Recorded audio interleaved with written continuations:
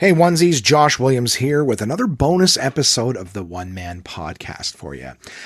This is a great honor because I was asked about a year or so ago if I'd like early access to a new podcast called Genius. And I didn't really know anything about it, but they were kind enough to give me early access to the first 3 episodes. So I was able to listen to them before they came out. Then once the podcast came out, I listened to the whole thing and I really enjoyed it. It's a story about, it's a story of reimagining of a Sherlock Holmes story, with some new characters added, which I really enjoyed. And the production level was super good. Today I'm going to be doing an interview with, the creator and writer, Tracey Houston. She did a phenomenal job writing it. And then, of course, 2 of the actors, Sarah Marchand, who plays the lead Sabine Moriarty, and Mitchell Cohen, who plays the notorious James Moriarty, Sherlock Holmes's rival. It's a really good podcast, really well done. To the point where I was intimidated. Like when I was given the opportunity to interview them, I was really like shit, this team and this work is really well done. Like the sound, the acting is unbelievable. Everybody is amazing in this thing. And I remember just thinking, like, I'm so not the guy for this job to, I've done it. And I think the largest interview I've done is with like my 2 best friends. So it's always me and one other person.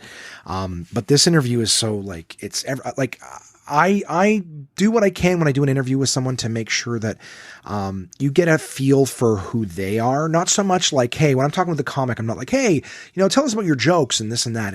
It's more of like, tell me about the person, right? We can go off and explore their work outside of, the podcast, but I like to get to know the people behind the content. That's kind of my thing.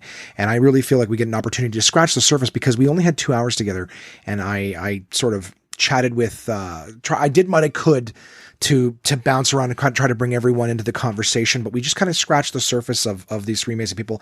And I even say at the end of the podcast, it'd be great to sit down and do a podcast with each and every one of them, to give them that time, because we blew through our 2 hours so quickly. And there's so much more I'd love to know and get to know of these people. The talent level, unbelievable, from all 3 of them. Again, Tracey, the creator, Sarah and, Mitchell, the leads of the podcast. I'm going to hit you again with the link to it. It's genius-podcast.com. So you can go on there and find it. We don't talk a lot about the story in this episode because I assume that a lot of people listening may have not heard of this podcast. And so I didn't want to spoil anything for you. I definitely wanted to be able to, let you guys hear it for yourself. And what I thought would be kind of fun is for you to get to know some of these people. Like I said, the behind the scenes, like get to know the actors. The actors don't sound anything like their characters, which is unbelievable. That's the sign of a good actor, right? It's not like Jack Nicholson or Christopher Walken where they always sound like themselves. They can play different characters, but they're really, the range isn't really there. They're always going to just be them in a movie. So I really found it impressive. And like I said, I was intimidated to just, I'm the guy who talks to his wall for an hour a week. And now here I am, talking to people who've put in so much work. And you'll even hear some stories about like the lengths that they went to make sure that this thing could be the best that it was. And then for, again, for me to be the guy who's going to come in and just interview them and ask the right questions, I so felt like that was not me. 1,000 more people, more suitable for the job, but I'm the one who was fortunate enough to do it. And it took us a while to coordinate it too.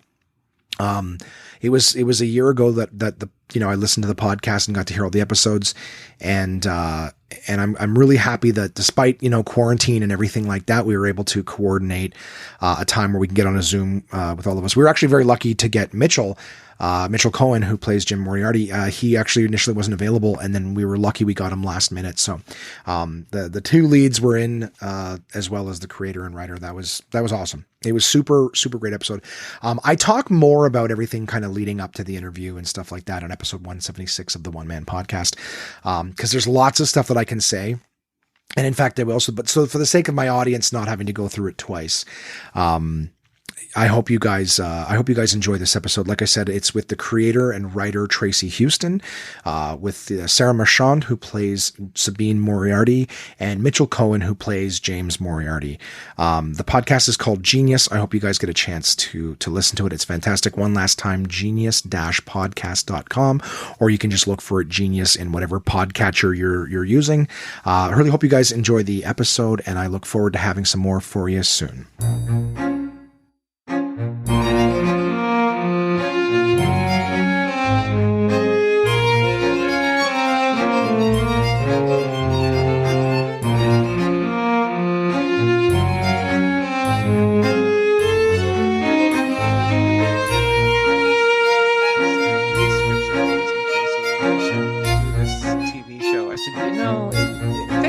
Josh, you've actually heard it. It would require the budget of about, like a serious HBO budget. It takes place in London. There's external if you've ever tried to film anything, it would just be crazy to film it. There's no way. And but Rob said, "Hey, why don't we just do a podcast?" And I'm like, well, there are things that happen that will be difficult to kind of convey with just sound. And he said, and that was one of the things we're very worried about. But actually, I'm the person who did the sound.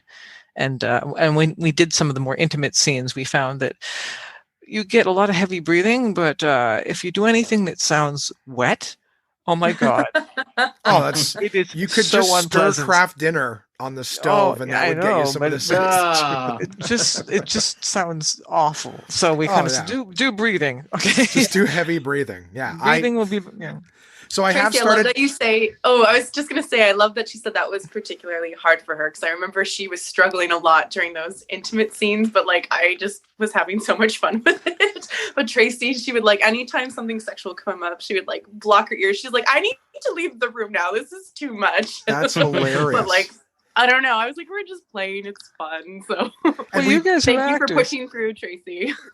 Were you guys all in the same, sound booth or whatever when you were recording them, or did you do? Okay, so you didn't. It was one stuffy. Sorry, it was a little stuffy basement, so it would get really cold and then really, really hot at some point. So you'd have to like open the basement door to like crack some air open, but then you go back in and get really into it. Not a COVID thing at all. Like we could not do this because we were all in this was a jazz musician who had soundproofed his basement, and we thought, well, we could do this, but then there's some things that happened very early on in the episode to young Sabine that require a lot of yelling and screaming. And he said, well, my neighbors were a little concerned about that. We've got it. We don't need any more. So, Well, it's great. I want to give you guys a heads up. I started recording about a minute and a half ago. Just kind of cool little transition in, so we're good to go. I won't do your intros. I'll do all that as a separate recording later. Cool. That'll be fun. But I was lucky enough that I didn't know what the story of Genius was. I just got offered very, very kindly by you guys the opportunity to hear the first few episodes before they were released. So I started episode 1 not knowing it was a story, about Sherlock Holmes and James Moriarty. I was listening to the conversation between Sabine and Jim, at the restaurant, not knowing who Sabine and Jim were. They were just two people. So it was kind of a cool little, okay. So it's a Sherlock Holmes story. That was interesting. Was that the intention originally? Again, if I could read, I probably would have seen in the synopsis that there was No. It's been something that's plagued me, is because I personally, when I'm writing, I really like to write the stuff that happens backstage of the real action, and it was kind of fun to think, because I'm not a giant Sherlock Holmes fan, actually. Okay, that would have been one of my questions. Was there any particular reason? Mm-hmm. And I think a lot of people go, I read them all. I had that time in high school somewhere between reading the fantasy novels and reading the ghost story and the fiction novels. I went through a mystery phase, and obviously Arthur Conan Doyle would be, and I read all the Sherlock Holmes, and I thought, Sherlock Holmes, he's so great, and I thought, in my 16-year-old mind, he just needs, the love of a good woman type of thing. And then I went on to whatever kind of sci-fi thing that you go on to when you're in grade 11 or whatever. And so what I started to really think about is, I've also been fascinated by people who are like serial killers and stuff like that. Okay. And I'm not a true crime thing, but I always think, what about the family who, is everyone a serial killer? Or is it how's Christmas dinner at your house? Right. How does that work? Right. What were Hitler's parents like? And because I have an older brother. Yeah, exactly. I have an older brother. Hitler, you never write to us anymore. You're busy with this stupid war thing. Like, His name was Adolf. Not Yeah. Hitler, Hitler. Well, that's how you know my they didn't love him. They used to just call him directly by his last name. All right, Hitler, whatever. So anyways, yeah. And so I thought, and I remember there's a great story I read about the Unabomber. You know, the Unabomber, the guy who mailed packages. Timothy McVeigh, if I'm not mistaken. No, he's not. No, that's not the McVeigh. guy who mailed packages all over the United States. Yeah, man. Anyways, okay. What was interesting is they couldn't find him. And I read this thing on I don't know what Life magazine or something, and they couldn't find him at all. And his because he was living on a hill in the mountainside, writing these screeds and mailing them off with whatever. And the family had a reunion at one point, and one of the eldest siblings called everyone in and said, "Okay, listen, here's the description of what they think the Unabomber is like, and it totally sounds like our brother." And they all went, yeah. And there were about 6 or 8 siblings, and they all had to have a kind of meeting to decide, do we tell on him? And there's always one person says, well, I don't think it's really him. And someone said, well, it might be, we should do the right thing. Another person going, I don't know, because that's just going to be too embarrassing. And in the end, they kind of decided to turn him in. We said, we don't know what it is, but we'll leave the police to decide if it was him. And I thought, okay, so that meant that there were other people in the family who weren't comfortable with what he was doing. And I thought, that is an interesting, we never hear about life with that. And I said that kind of, then when I thought about Moriarty, I thought, what's Moriarty's family like? Was his family all like, we're going to send you to school to do crime? Or does he have a sister who's exasperated? Because, I'm always exasperated with my older brother. So I'm like, and I think I channel some of that. And he's my older brother is not a murderer or anything like that. But it's just that you know of. But yeah, well, no. If he was, I would totally know. He's like, I borrowed all his records. It's kind of one of those things. But it's just that sort of that sibling energy too. So that fascinated me about the story. So the idea that Sherlock Holmes is busy trying to solve this crime, but there's this whole family dysfunction happening at the same time. It kind of. Well, I thought that was interesting too. There was the whole, Sabine Moriarty, the love interest of the two arch nemesis. There's this genius between the two of them that's, of interest to both. So at first, I was like, oh, he's adopted. I like that sort of the Joker aspect where no one knows what his real origin is and his real parents, and everything. But then, of course, listening to the series, I understand after some heavy panting what the necessity of that was. Yes, yeah, that's kind of a nod to the Victorian stuff. And there's things where I do, if you're a Sherlock Holmes fan, because I was haunted by the idea that Sherlock Holmes fans would read this and be really insulted at what I did, because Moriarty doesn't actually have a sister. I have invented that. Mm-hmm. And I thought, people are going to be so mad, especially when Sherlock tends to get kind of romantically entangled with her. And I know that the whole thing with Sherlock Holmes is he doesn't do that. So I had to sort of say, yeah, but sometimes I think that's okay. Transgress. I think that's okay, because in the Guy Ritchie movies, he had a love interest, or at least a fascination in both. You know what I mean? And I don't think it bothered me. The only time in the entire podcast that I was a little like, that seems a little un-Sherlock, was just his, when Sabine, when he got excited for Sabine the first time, I was like, okay, that is so un-Sherlock. And I thought yourself, man. And I didn't realize that the him getting a condom was going to play a part later in the story. So I just thought it was great of you to put in that safe sex advert in that moment. I must insist. Oh yes, of course. I never thought anyone was going to hear this, right? So I was just having all my fun experimenting and sort of saying, well, I said, as a woman, I'd like to actually, the way people fall into bed I also like to say that I waited several episodes before that happened. Right. Oh, yes.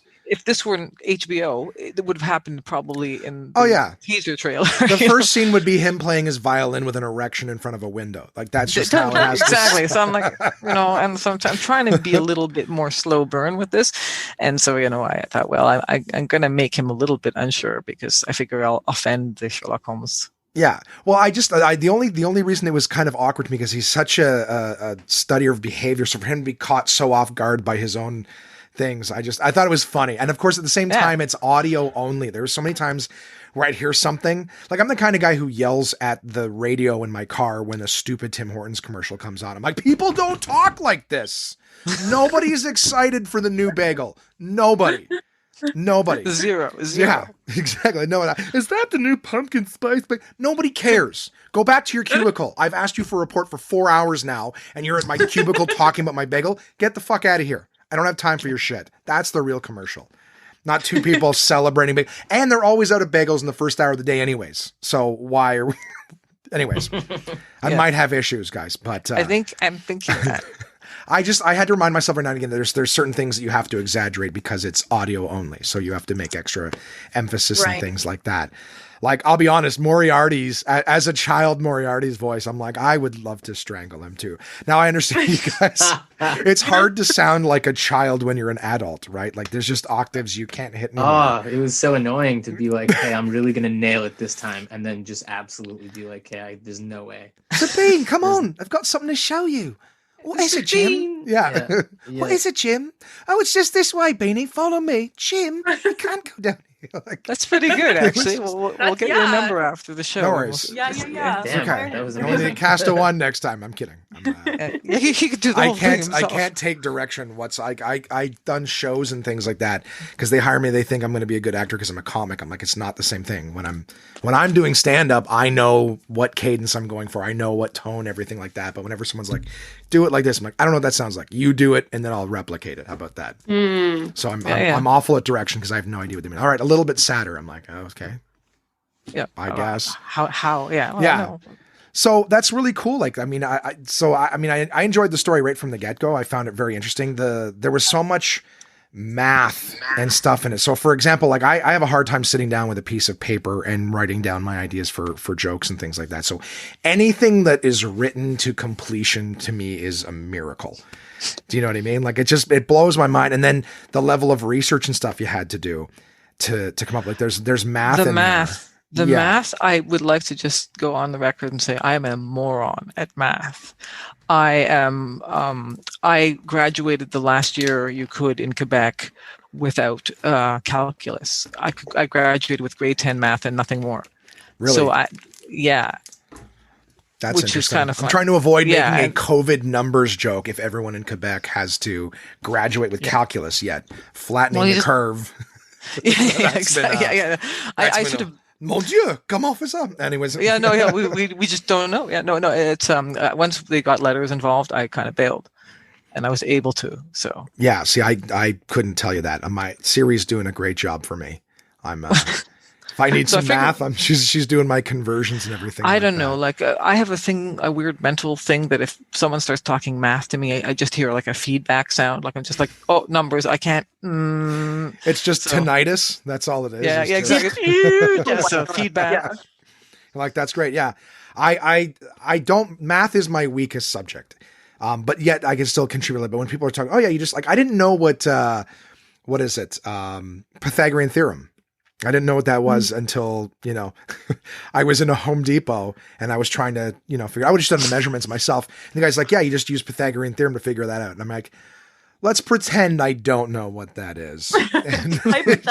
Hypothetically speaking. Know. Yeah. Pythagorean speaking. Yeah. Let's pretend I wasn't a teenager with high-speed internet at the time that I was being taught this. I can go home and study this, or... Yeah, no, it was, I loved hearing it because I'm like, just the level of patience and understanding. And the funny thing is it could have been complete BS in the podcast. Like, you're like, oh, well, if you use this Pythagorean numerology, I'm like, okay, I guess so. That's like somebody who says they can speak, Scandinavian. You're like, oh yeah, go ahead. And they say something. You're like, what am I going to do? Fact check it? I guess so. Exactly. You're like, okay, that might be. Yeah, my roommate's been watching Vikings, and I'm like, they didn't talk with English accents. This was like Swedish chef stuff, which would have been a lot less intimidating if they came out swinging their swords. And they're like, I don't know if I can. No, I know. Anyways, and poor Sarah had to choke on some crazy mathematical terms, and that was hard for you, I know, because those are big, big words, and Well, it's. Oh, sorry, go ahead. No, please, Sarah. I want to get you guys going to. Poor Sarah and Mitch are just sitting here while I get all excited about No, that. I have to do the classic. Sorry, you go ahead. Like, don't worry about it. Classic comedian apology. No, I just was gonna say, if Tracey thinks her math is bad, mine is like next level challenging. So the accent, that was of course a challenge to do, but the math was definitely what I struggled the most with. I was like, this could make sense. I'll just pretend like it does, and hopefully it'll sound like I know what I'm talking about. But yeah, no, math is not my forte at all. That's why we become artists. Artists, yeah. We can't do math very well. I'm not even good at emails. Do you know what I mean? Like when I'm typing something in it, I'm trying to articulate as best I can, but there's no tone, there's no cadence, there's no warmth. So I just tell people when I'm doing a pitch on anything, I'm like, I would love to have a phone conversation or something with you. Me too, because it's a very delicate line between how many happy faces and exclamation marks are you going to put in without sounding totally nuts, But you don't want to sound just like, you just put periods throughout the whole email, you sound cold, and you don't want to come across as hostile, Yeah. So, I'm like, how many bitmojis can I put at the end of this email and still seem like an adult? Eventually, you have too many, it comes off as facetious. You got to watch. Yeah. Well, that's the thing. I used to think an email is supposed to be written like a letter. I'm like, if I have less than one paragraph in an email, am I phoning it in? You know what I mean? That's right.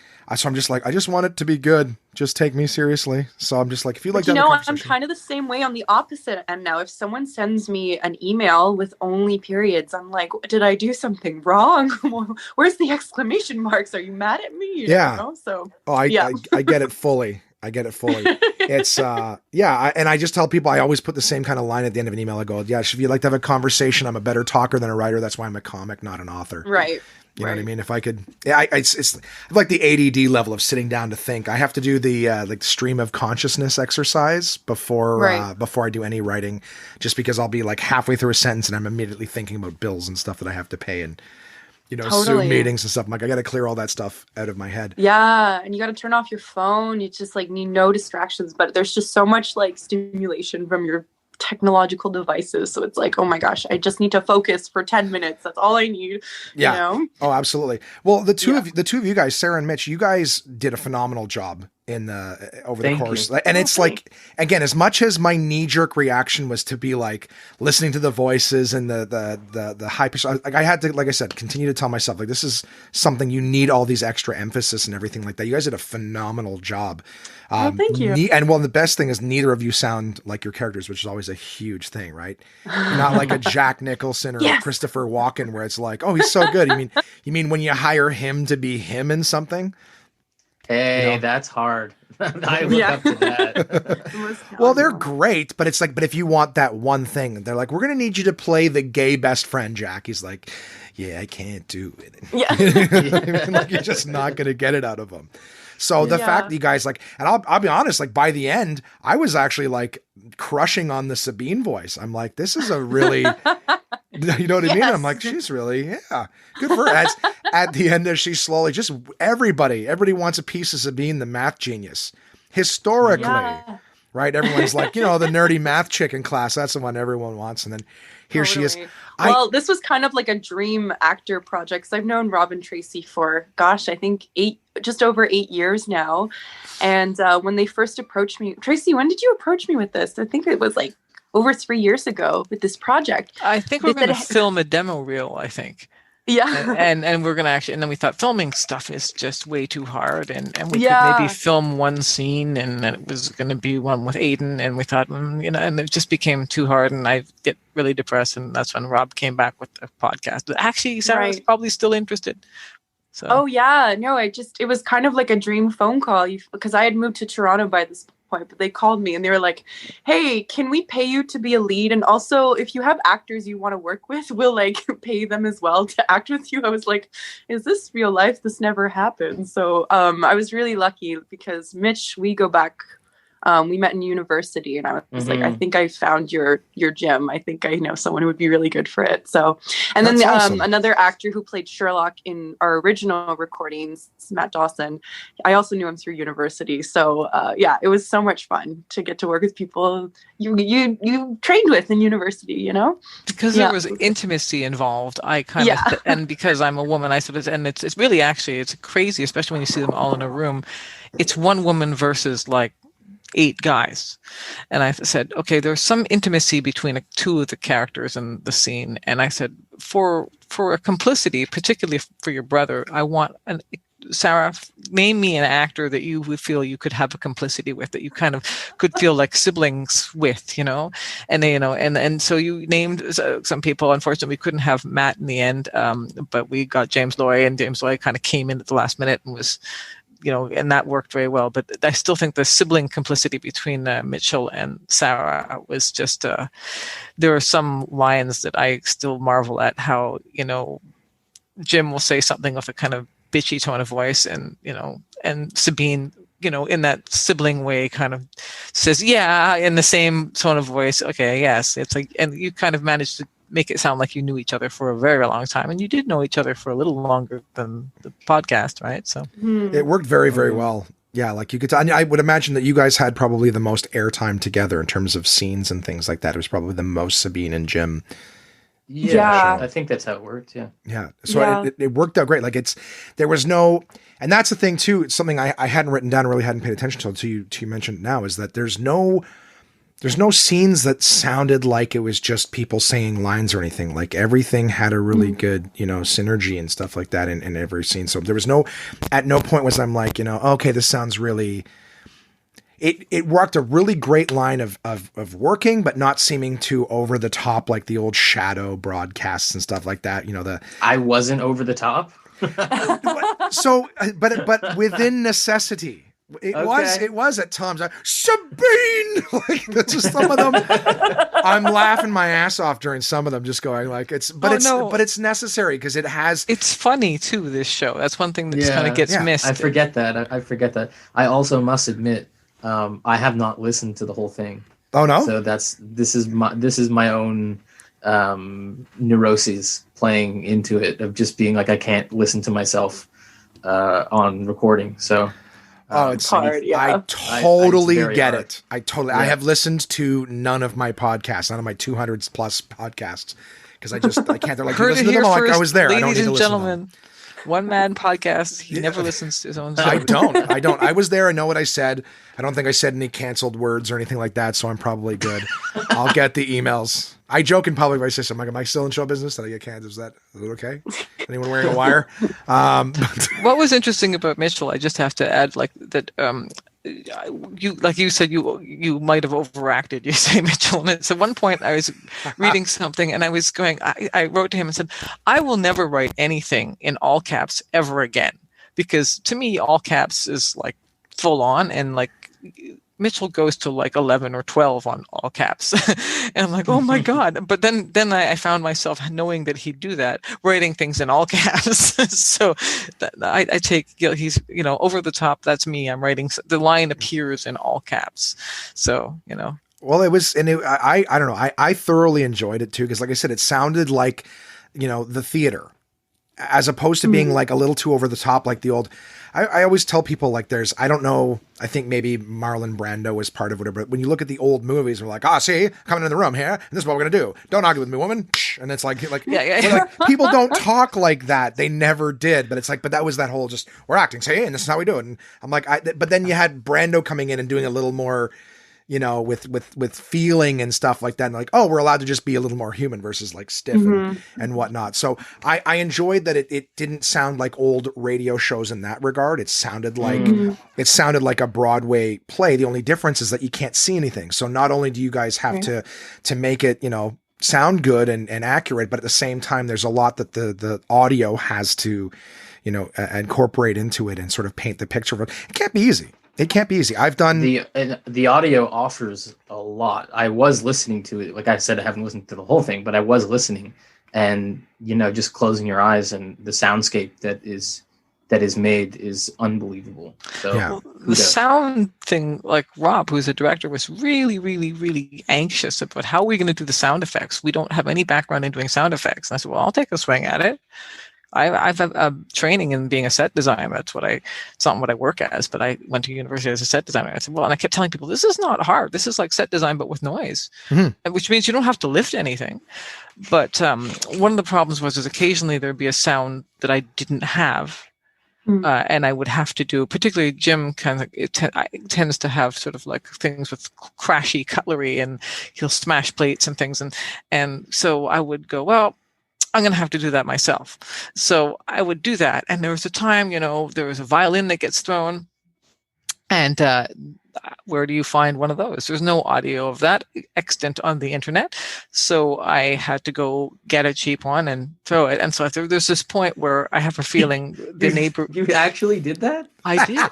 The stuff I had to do. I had to flip a table with, and I'm particular. Like, I know you can tell cheap plates. If I flip a table with Melmac on it and like a bunch of like Tupperware, Right. you'll know. But if it's actually Would bone I? china- That's a lot of credit you're giving us. No, you would. It's funny. Listen, how wait a things- second. Wait a second. That is I know not that Wedgwood. sound.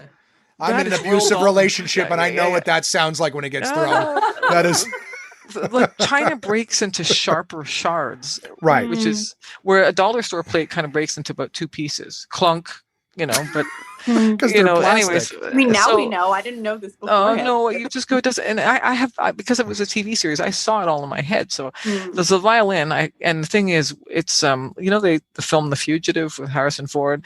There's a train that derails in it, and they said they actually managed to get a train car, and then they had to set up about 40 cameras because they said we can only derail the train once, because once we derail it, it will be broken. Same thing with the violin. I had to get a violin, and we had to make sure the sound was all set up. And then I just had to sit there and go, okay, here goes. And smash the violin. And actually, I realized that it didn't break into as many pieces. So I did a couple takes of it. I throwing a would broken have violin. gone to a What's music cheap? school and said, which one of you kids wants to be set free? Which one of you is done with this? And I'll smash your violin and it set you cost free. you $200. Yeah, It's a totally. That'd be win. great. It's a win-win, right? Smash The only your thing is, I violin. think the neighbors probably think that Rob and I were getting divorced. I think they thought there was a lot of marital strife because I was throwing tables and throwing violins, trashing things. But no. I said, no, we're recording a podcast. Sorry. That's our bad. hilarious. If anything, it was probably bringing you two closer together. Yeah, seriously. Yeah. That's amazing. Yeah, I had no idea when listening to that. And I'm glad you're talking about it, because this is something I wouldn't have thought. I'm like, did you really smash all of these wonderful things?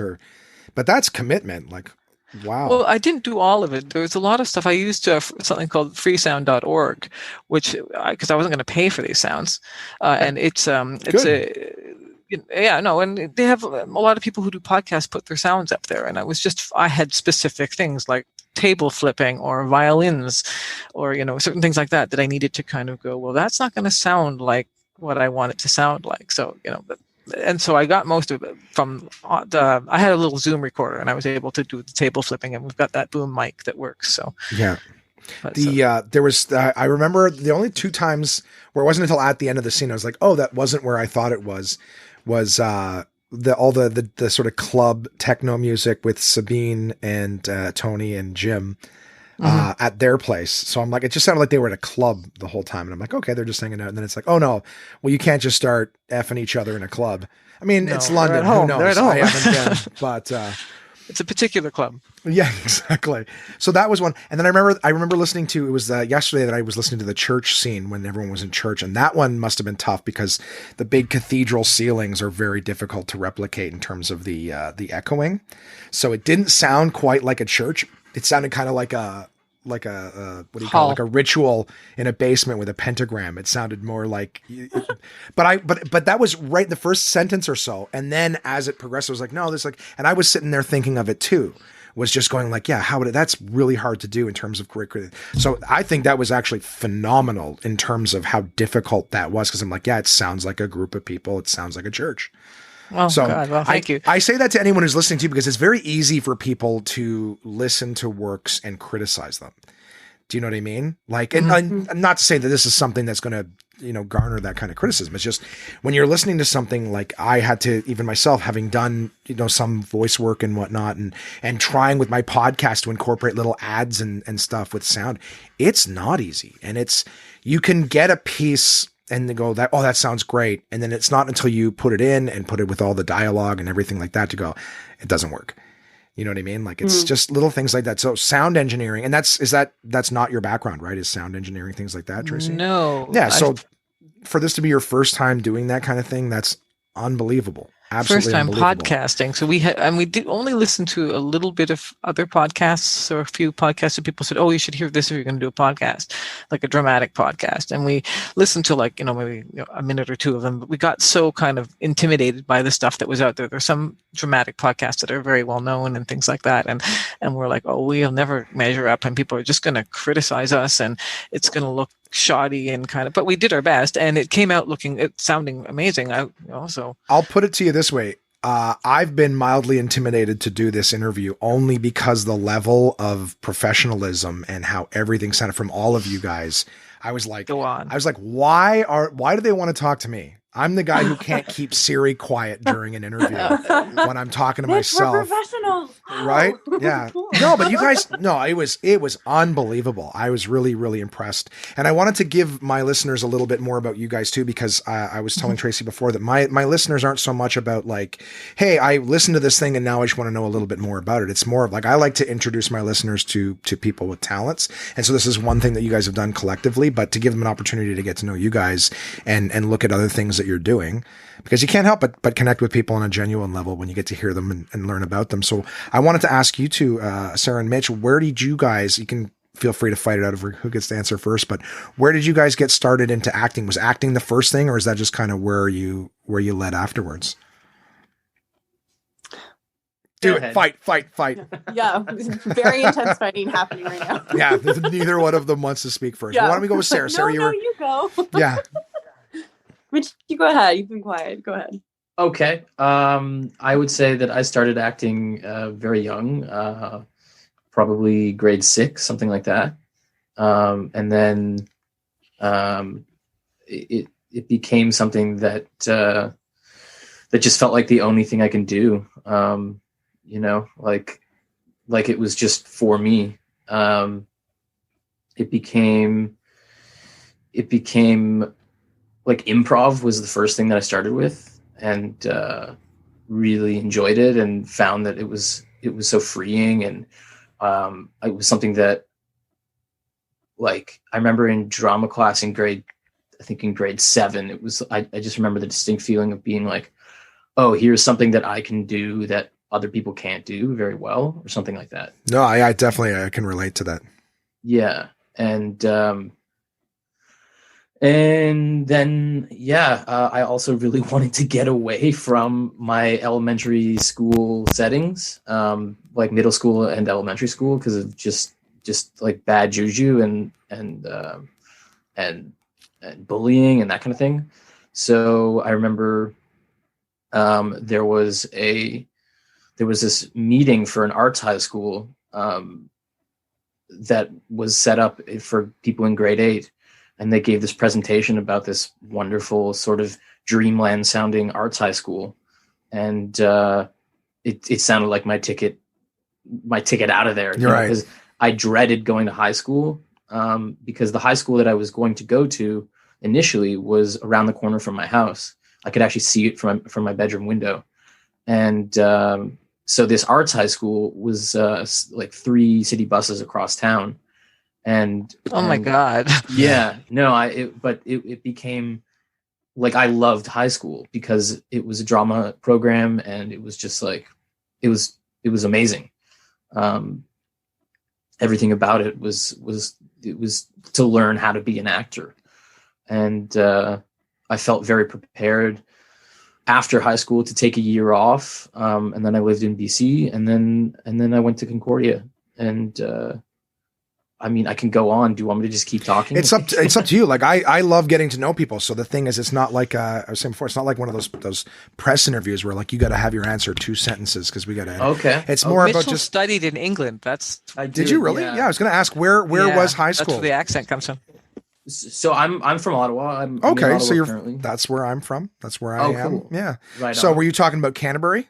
I was. Yes. Yeah. I was going to say, is this Toronto? Where are we talking about here? But yeah. So you went to Canterbury. That's awesome. Went to Canterbury, I always wanted to go, but I never, I didn't know for what. If that makes sense. I wanted to go to an art school, and I was like, the music part, the acting part. When I was younger, I wanted to be an actor because I was always just pay attention to me. Mm-hmm. But I never knew what I wanted to go. So I went to Glebe. So Yeah, I went to Alanis Morissette School, where we heard her sing the national anthem over the speakers every day. And it is just as long as you would think it would be. Oh my gosh, I couldn't imagine. But I remember my friends who went to Canterbury, the ones I went to, middle school with and stuff. And I was like, they're all going to Canterbury. I'm like, I want to go to Canterbury. I love doing it. But it was magic, I gotta say. I miss it. I missed a lot, actually. Yeah. And then, I got a master's in the UK at a place called the Royal Central School of Speech and Drama. And that was a very hard year, but it was very worth it and rewarding. And now everything's on hold because of COVID. Yeah. And that's just, we're all on this extended break. But the podcast came at a really great time because I had sort of just gotten back from the UK, I think was the timing, pretty sure. So I was very confident with my British accents.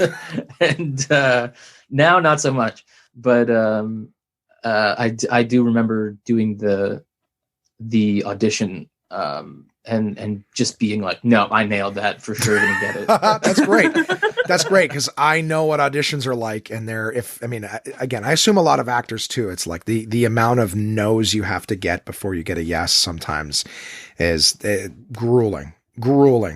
And that's one of the things I kind of talk about with some of my guests on the show, is because they get to hear people who are incredibly talented like yourself. And sometimes people want to do it. Like I wanted to ask you when you're like, yeah, I went to this and then I went to the UK. I'm like, that right in there in and of itself. Like I live in Ottawa and then I'm just going to move to the UK to go to school. Like to some people, they're like, how do you do that? I can't get the balls to move to Toronto to pursue stand-up. Do you know what I mean? I'm still happy being this big fish in a small pond, because the idea of doing that terrifies me. I'm like, I'm already sort of half and half doing the real world work stuff. Like I don't have a 9 to 5, but 50% of my income is subsidized by other things besides stand, especially now during COVID.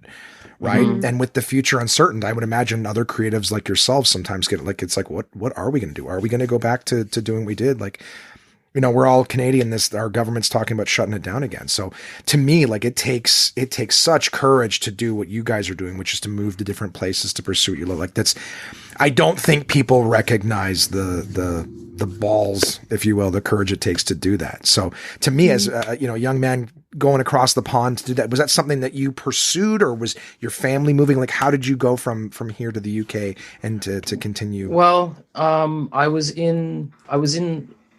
I went from Ottawa to Montreal because I went to Concordia. I lived in Montreal for like 6 years. You had mentioned that. And then what was my path? My path was, I came back to Ottawa and then to Montreal for like a month and then back to Ottawa and then to the UK. I've definitely had way too many hiccups to be comfortable with. I deal with like anxiety and depression and sort of kind of negative things that get in the way of acting. And so getting to the UK was kind of this like ridiculous monumental feat. And then when I was there, I was just like, yes, I'm home. I don't know. I felt very comfortable there. It took me a little bit of time to get comfortable, but once I was finally there and settled and in class, I felt good. I wanted to stay, but getting there was, it's just something I'd always wanted to do. I remember in maybe either grade 7 or grade 9, seeing a poster for LAMDA, which is the London Academy of Music and Dramatic Arts. And there was a picture of John Lithgow on the poster. He plays the dad in I know who Lithgow is. Yeah. Did the great remake of the Twilight Zone's Fright at 30,000 feet or whatever. Oh, I haven't seen it. Yeah. Got to see it. Shatner did the original and Lithgow did the remake. Oh, cool. Okay. Mm-hmm. Well, I just remember seeing a poster for that and I was just like, that actor went there. I must aspire to that or something like that. And I auditioned for a bunch of schools and I got into all of them, which was amazing. And then that's great. It was great. I had the pick of the litter, and then I did a bunch of research. And actually, the first year that I auditioned, I couldn't go because of financial issues. And then they let me initially I thought there was going to be some sort of like re-auditioning process to get in again. But they told me they can't defer they couldn't defer. But they told me that I could just reapply very early on in the process and express interest again and send them an email, and they would get back to me quickly and that kind of thing. And when I did initially, I reapplied, thinking, oh man, this better work out because I already auditioned and I already got in. They got back to me with another audition offer in the UK. And I was like, I'm not flying to the UK to audition for a program that I've already gotten into. So I talked to them, and they were like, over the phone, they were like, okay, we're going to discuss it with our course team. And they put me on hold for like 20 minutes. They came back on the phone and was like, I don't know what they said, but something like, we'll have to get back to you, but we have had a discussion with the course team, but we'll let you know. And then the next day they send me an offer of enrollment. So I didn't have to audition again. And it was just kind of like, cool. I did the right things to get back in. That's awesome. That's great. Wow. Yeah. Yeah. I didn't even think they had you on the phone the first time. You're like, we're going to go talk it over to him. I assumed that would be like, we'll get back to you right there. Like they kept you on hold for 20. I'm like, oh yeah. Yeah. No, Long distance. No less. It was long distance. Yeah. It was in the UK and calling the UK, and I was up at like 3 a.m. calling them at 9 a.m. kind of thing. And oh yeah. That's dedication. Yeah, it was dedication. It's been rough recently. My past year or so has not been so great with acting, and I've had to sort of take a step back from it all and hang on. And then COVID has not helped at all. So No. I can understand. I mean, I'm sure it's the same for all of us in the arts, not just because of COVID, but I mean, when you say anxiety and stress and depression, I do struggle with the same thing. I talk on my podcast at times, just trying to describe what it's like sometimes. Like, when you have anxiety and people are like, hey, just relax. I'm like, if relax was the cure to anxiety. Yeah. Do you know what I mean? It's You're up. Yeah. yeah. Oh, just don't. Yeah. But I remember being, because again, a male comedian, blowhard, just making fun of things. Like, it's like when people talked about depression, when I was younger, I thought depression was like, you're curled up in the fetal position on your bed and you're just like, oh, I'm just so sad. And you're like, well, just don't go do something. And you're like, you get old and you start to realize, like, it's funny that the statistic is like 7 out of 10 people struggle with some sort of anxiety or depression. And the idea is it's such a thing that we looked, at least myself, when I was younger, I looked at it like it was a weakness thing, while at the same time totally afflicted by it myself and having no idea. Right. Just thinking like, when you're stressing and you're overthinking and you're like, it was just, for me, it was like catastrophizing every situation, is running through every horrible situation that could happen in something and then living through it mentally and trying to plan for it, whatever. And just like, it's just no. I do that, but I put into a TV series.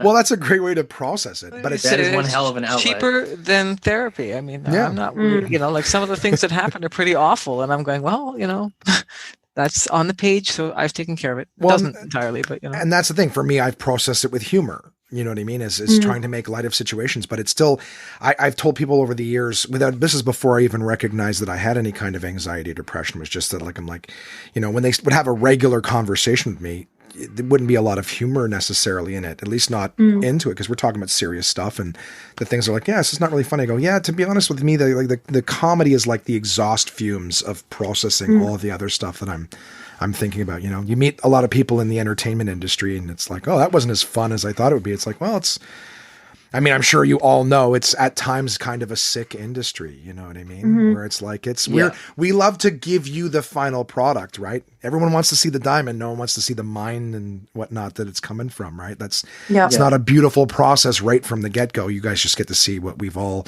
grinded to get you in the end.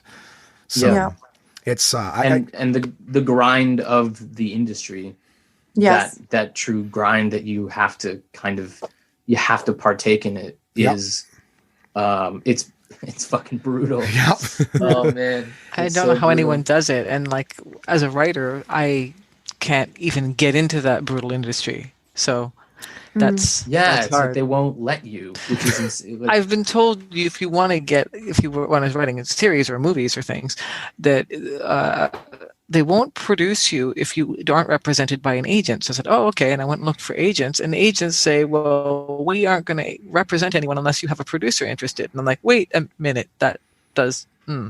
So then that's why Genius, I thought I wrote it for myself, and I thought no one would ever see it. And of course, cautionary tale, things you think no one will see end up becoming international podcasts. So, Yep. but Yeah, no, that's what I like too, is because there's so many different things that people think no one will enjoy or whatever. I just recently read the Wikipedia page for the Bare Naked Ladies, and to hear their start and things like that happened and the stuff they went through, they're just playing stupid camp songs together and stuff, when they were camp counselors, and you're going like these things that they thought nobody would ever care about. They got big breaks because they all jammed themselves into the booth at Speaker's Corner in Toronto and sang one of their songs into the the video thing. That they got canceled doing something live in Toronto because just the name of the band alone was like, oh, we can't have that. I remember that in Quebec we were like, that is so Ontario. I mean, does anyone in Ontario actually think that there will be bare naked ladies? I mean, translating that into French, even that would be les femmes tout nues. Yeah, but I just remember I walked down the street in Montreal and St. Catherine, and there's like nudie photos for the strip clubs during the day, and I'm like, is that allowed? Are you allowed to have nudity on the street? I figured the first time I saw that, I'm like, it must be like the McDonald's menu. Like during the day, it just flips over and it's ads for churches and stuff like that, and then at night, the kids are in bed. All right, back to the strip clubs. So I can imagine Quebec being particularly comfortable with that. But it's funny. Like I find that the more genuine, I mean, people obviously they relate to the genuine aspect. Real matters, right? People gravitate towards honesty and vulnerability, which is one of the reasons, like I say, I liked him as much as we could talk about, we recorded this and this was our inspiration for that or whatever, just to get to know the real people behind it. And when someone hears something that, like I said, to me was so far beyond anything that I feel capable of doing in terms of the patience and the perseverance to sit down and write something, to study math. Oh my God, to make sure that my math is sound in a story, right? Like I just never, but to complete that. And then the work that you guys did to bring these characters to life and how everything sounded so authentic. Again, even just to the Foley, art with the sounds, it's great. But then for people, what I like to share with my audience is then to hear the people behind it and know that it's not like everything's just been a boulevard of green lights for you guys. Or like, oh yeah, I just started into it. Everything's been great. Like to know that you guys grind and work hard to be able to have these opportunities and stuff like that is incredible. I hope you don't mind, Sarah. I want to bring you in too, because now you're sort of just sitting quiet on your end. What got you into the whole acting thing? And we will come back to you too, Mitch, for some more, but just to give everyone the origin stories. Yeah, no, I've just been enjoying listening, and just to like really quickly piggyback off one of the things you were saying is I've worked at behind the scenes at Second City for a number of years in Toronto, and like, everyone thinks comedians, they're just so funny and smart, but my gosh, you guys are so sad. You guys are so depressing to be. I think there's an inherent part of depression in comedy. Yeah. It's part of like, I think to create humor out of sadness and grief is one of the most challenging things to do, but it's also like, it's necessary. It's how we process, those difficult feelings. So yeah. How did I get into acting? So I was homeschooled when I was younger. And when I finally decided I had had enough of just being with my brothers as my only two classmates, I begged my parents to go to a public school. And so I went to high school, and I just didn't know how socializing worked. I was extremely shy and very nervous. And so I never really did much acting, as a youth. Like I know some people, they get started right away, but that wasn't really my personal journey. But I thought, okay, well, maybe as a way to overcome my shyness, I can audition for a play and like just figure out how people make friends that way. And my first audition for the school play, it was The Grinch, and it was a musical, and you're supposed to sing. And I just stood there and didn't say anything. They're like, are you going to say anything? And I was like, no. So I didn't get cast for that first role, but, I would have thought something like that would be so terrifying. But for some reason, I was just kind of intrigued by it. And so the next year I tried again for an audition, and I got a part. And then the years leading on in high school, I ended up getting quite a few leads, and I thought, well, maybe there's actually something here for me. Drama really helped me to understand the mechanics of socializing with people. And, maybe I couldn't have one-on-one conversations with people in real life, but at least through a character or on stage, I knew how to connect with people so well.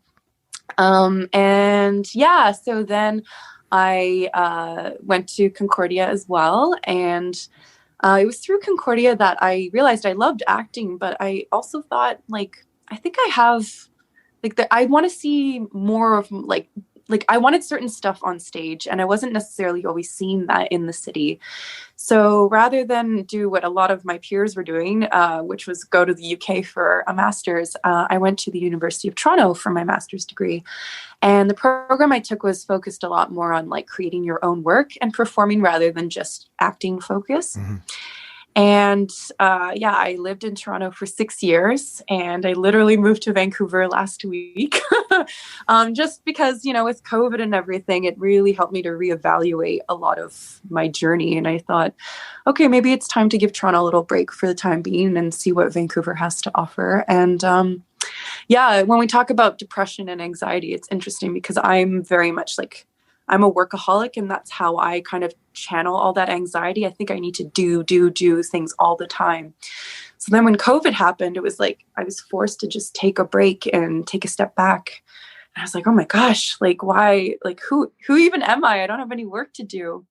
So it was definitely challenging, as I know it has been for a lot of people, but forcing myself to take a step back, I realized I don't need to be working all the time to still be valuable as a person, to still mean something. And so Vancouver, I'm definitely trying it out. I want to see what acting's like, but I'm also okay with taking a bit of a slow period and just doing my thing right now. What did you do with your quarantine, if you don't mind my asking? So that taking a step back, because I was going to mention that for myself too, is I had people saying wow, you're a comedian. It must be really strange to not know where work's going to come from and, what's going to happen afterwards. I'm but I've been a comic for 10 years. I'm when they announced 4 months of CERB, I'm I haven't known where my money is going to come from for 4 months straight in the last decade.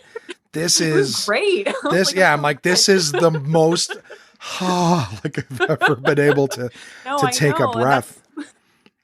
But doesn't that say something to say wow, CERB, I'm feeling so safe and secure, and that never happens. But as I'm sure we all know, work comes and goes, and I just so happened I had work booked at the end of March, early April. I had 2 contracts booked, and then that rarely happens. So I was really excited about it. And one of my contracts was in Ottawa. I had a 6-week theater gig at the Gladstone. At the Gladstone Theater. Yeah, that's right. Yeah. And I kid you not, 2 days before I was supposed to take my train is when I got the call from the director being look, we got to cancel the show. And I was like, what? Please don't do this. I was so excited to work, to act. I just, a lot of theater folks transitioned very quickly to Zoom and the live reads and the online thing. And I wasn't connecting to it at all. I get it that right now we're in a time where we have to make adjustments, but I was I can't sit through Zoom readings. It's it's painful for me. So I thought, okay, well, maybe I can just try some other stuff out. So, I got back into knitting. I redecorated my room. I'm trying writing out for the first time. So yeah. And all of these things just made me kind of realize I'm still loved and worthy. And, it feels really good to not always depend on my career as a sign of social acceptance. Right. So, that whole need to be enough kind of thing. I've been, that's been a big thing for the last year. Jim Carrey, I don't know if you guys saw this, but I saw it recently. It was from his 2016 Golden Globe acceptance speech. Any of you guys see that? I think I have, but hit me with a refresh. But so he just goes up and they introduce him as, hey, please welcome 2-time Golden Globe Award-winning actor Jim Carrey. And he goes, hello, I am 2-time Golden Globe Award-winning actor Jim Carrey. And when I go to bed every night, 2-time Golden Globe Award-winning actor Jim Carrey, I dream the sweetest dreams. I dream of being 3-time Golden Globe Award-winning actor Jim Carrey. Because then I would finally be enough. and I can stop this Oh. horrible search. Like, Yeah. so I thought that was really, I mean, I only saw it this year, but I thought it Wow. was really cool to see that because his commencement speech, or I think it was commencement at the Maharishi, whatever, he said a lot of really cool stuff. That one's a real popular one that you see on YouTube of his, but it was just really cool for him to kind of let people know, like, hey, if you think this is, you know, where it is and everything like that, it's still not enough. Like we're constantly searching for more. I've called it like the curse of the artist. Is everything we do, you know, like if I have a good set, you know, it's kind of funny. I hope it doesn't make me sound arrogant, but when you see new comics coming off stage, or, you know, early in their career, maybe they're in their first or second year and they're coming off stage all the time going like, I did great. I killed it. And this and that. I'm like, you're never going to last. And not because they weren't good, but just it's that hating what you just did. That is like the curse of the artist. Like you're not going, that was great. You're going, here's what I should have improved. I could have done this better. I could have done that. Striving to always do better and outdo yourself. I have to give other artists, and it's like, that's how I can make them feel better when they're feeling shitty, is I'm like, just know that right there is what means you're going to keep being an artist. You're still an artist. Yeah. Because one as of the soon as you greatest go, quotes. Oh, sorry. no, I was just going to say, safe is dead. As soon as you feel like, oh, I got it, you're done. Yeah. You're done. Sorry, please. You're screwed. No, I heard this really great quote last week, and it says competition is the thief of joy. And I've been thinking about that a lot, especially like while work has slowed down, I'm on social media all the time. And, you know, like I just see people posting stories like, I can't believe I booked this. I can't believe I booked that. I'm so excited for this opportunity. And it's like, I so badly want to be happy for these people. But like the little, like, you know, competitive side of me is like, oh, I want to be working. Curse you. Yeah, you can't think of it in that way. It's just going to eat you up inside. You have to like do things that make you happy, whether it's art or other, you know, extracurricular activities. Two quotes that I like. Yeah, they go hand in hand. One of them is comparison is the death of happiness. Because soon as you start comparing yourself to anyone else, there's always going to be, like, it doesn't matter how good you do. There's always going to be someone who did it faster, who did it younger, who did it, you know, with whatever it is. There's always going to be one person who did it before you.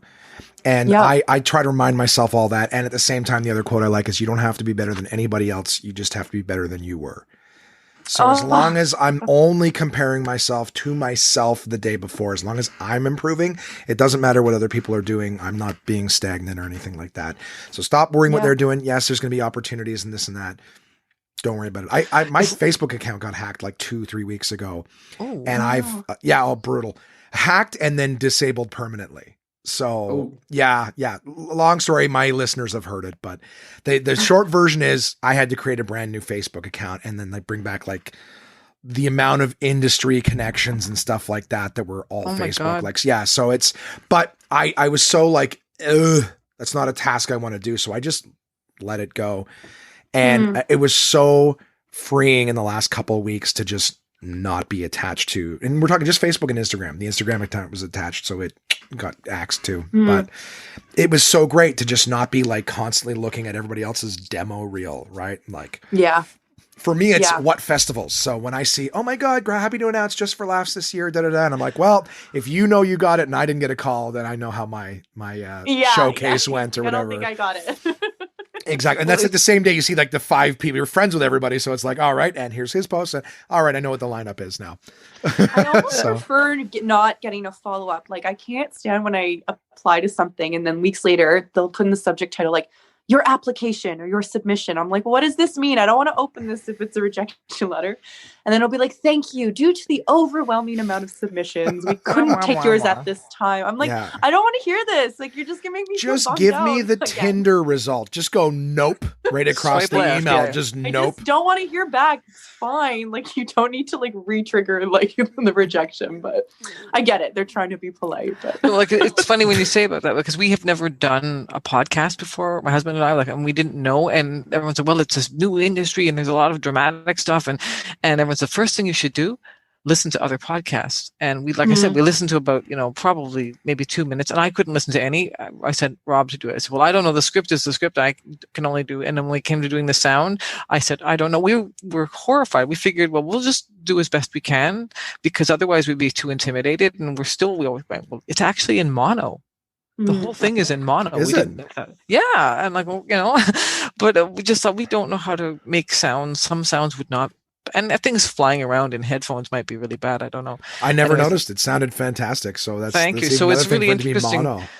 We just decided to say, well, you know what? We're just going to make it as good as we think we want it to be, and not listen to. We're not going to say it has to compare to this or that, and it turns out that worked. I'm so delighted. We are overjoyed because we are getting people saying they really liked it, and like you, Josh, you called it Podway, which I still love the term Podway. That's you've got to trademark that. Add something that's a little cute. I've been working for Nespresso doing marketing gigs, and I've been saying how Nespressed out I've been lately with all this constant. I'm not a big fan of puns, but they're popular. I was going to say, it's like the only, people always say like puns are, the lowest form of wit or whatever. I'm like, it's literally the only comedic thing that comes with like a disclaimer. You know what I mean? Like someone will accidentally say a pun. They go, no pun intended. They want to make sure that they have been completely distant. No one ever goes, oh, sorry, no humor intended. But it's like, no pun intended. Waiver, I don't want to be associated with that. Oh my God. No, it's great. I think it's been, like I said, I thoroughly enjoyed it, and no word of a lie, like the level of work you guys did. And I've worked with a lot of stuff. I just purely intimidated the idea that like, I'm going to interview these people. I'm like, it's on me to somehow bring out even more, amazing stories and stuff from you guys. I'm like, I'm going to sit here and I'll ask just the weird questions that come into my head. That's great. But now this is something actually, just how long were you guys recording for? And was there like rewrites and things like that, or was this like you guys banged it out in like 2-3 days? Yeah, no, took me a long time to write, and then like I said, it was a TV series, and then I had to go and do something called podcastification, which is basically going and finding out things that happen at like the Thames flood barrier. It's like, well, how the hell are we gonna manage to make it sound? I don't know, and so then that took a little bit of time, but some of that I was doing while we were recording. I think it was 3 sessions of recording. One was a proof of concept where we had Sarah and Mitchell and Matt Dawson first playing Sherlock, who he wasn't available when we actually decided this is good enough that we should continue. So how many days? It was about 2 weeks. I mean, it was very intense. Both Mitchell and Sarah had to there were days like we just do a week, and like Rob arranged it all so that people would be on the same day. We'd say, okay, we're going to do all of Sabine and Aiden scenes, right? And kind of then have it be continuous, so that you actually kind of ended with that. That way we could do, because when you do these things like TV series, you can't do them kind of consecutively or by. So we said, no, but this way you can follow the arc. There is an arc of the character, so we do it that way. Same thing. There were about 2 days of just Jim and Sabine, and then there would be Jim, Sabine, and Anthony, and and it would go on like that. So both Sarah and Mitchell probably had to do the most intense days. There were days that went on for about probably more than the union would like. So yeah, good old Actra. Yeah. So I've been able to hop on some movies as extras and get yellow sheeted from time to time, which is always nice. Yeah. The industry, and I've done auditions where afterwards I leave and then someone will tell me, another comic or another actor will be like, oh, they've already picked who they want. They're just wasting union hours right now. Just running through.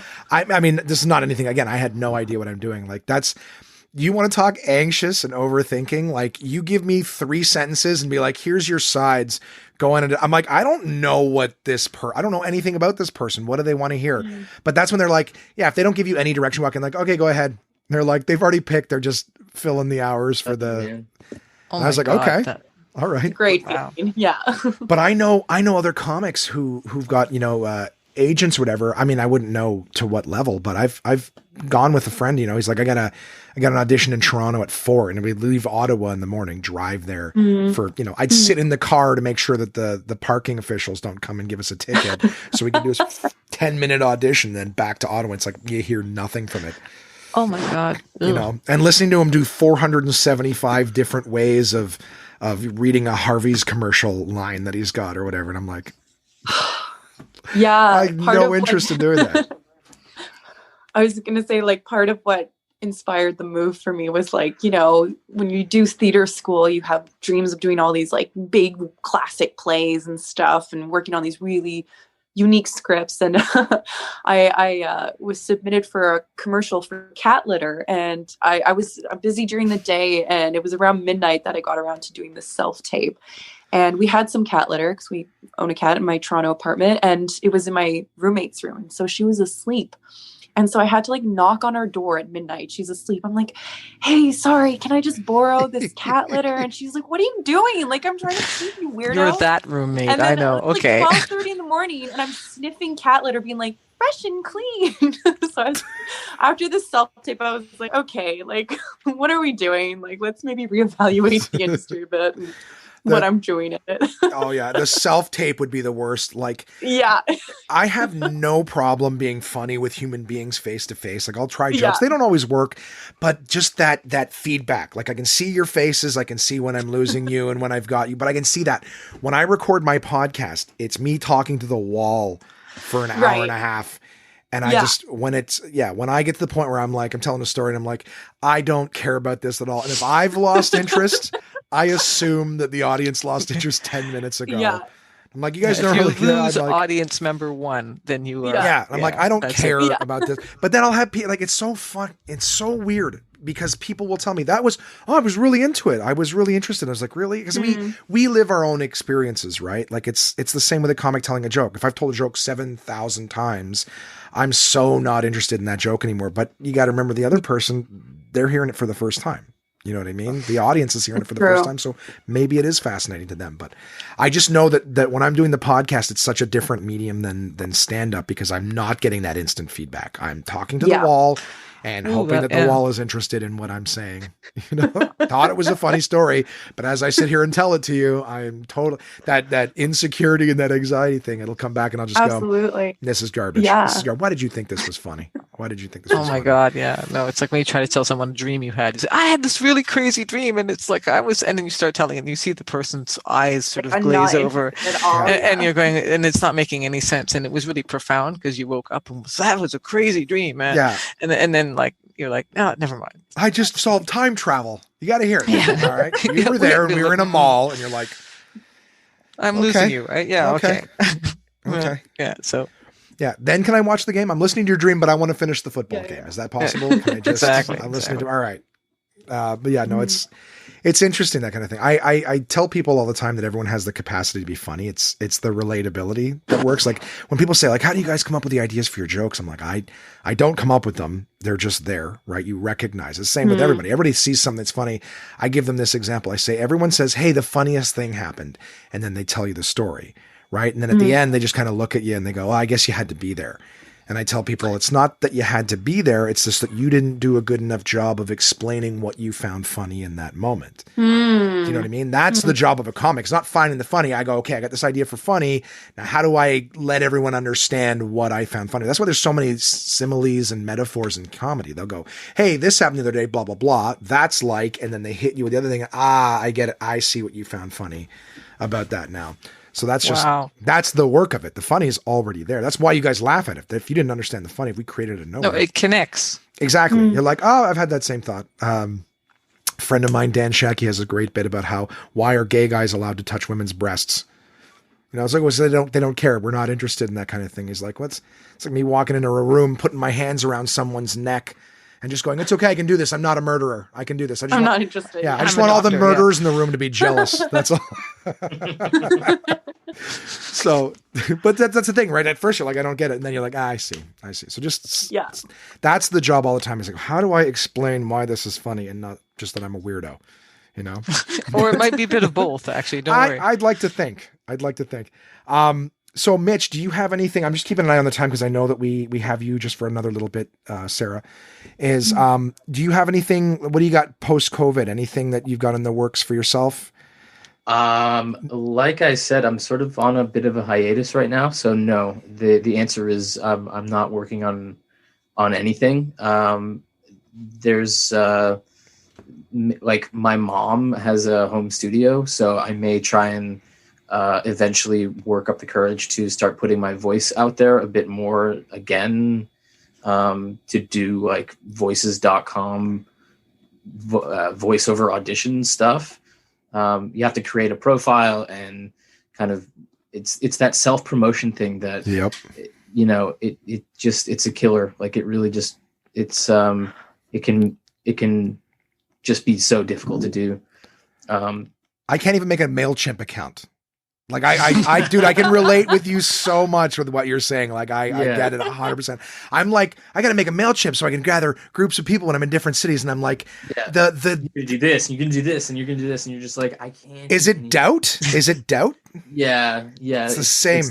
It's total doubt. And just my brain being like, you're not going to get this. What's the point? It like when I was living in Toronto, I set up a voices.com account and put a chair in a closet and then had my laptop and my microphone and the mic stand in the closet, which was like ridiculous. Like I would close the closet and have to be like this and have my computer on my lap and the microphone like directly in front of my face like this.